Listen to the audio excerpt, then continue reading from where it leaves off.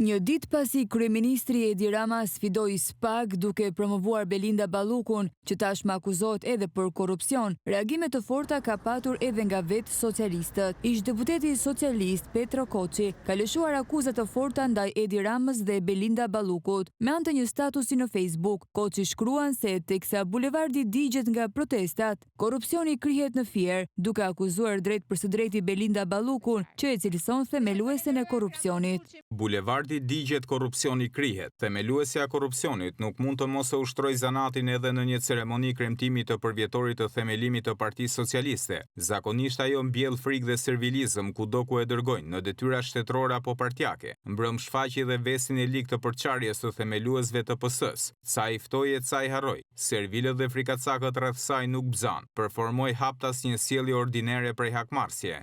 Ish-deputeti socialist Petro Koçi bën edhe një denoncim të fortë për farsën e 11 majit, ku tashmë edhe nga brenda radhëve të Partisë Socialiste konfirmohet vjedhja e votave.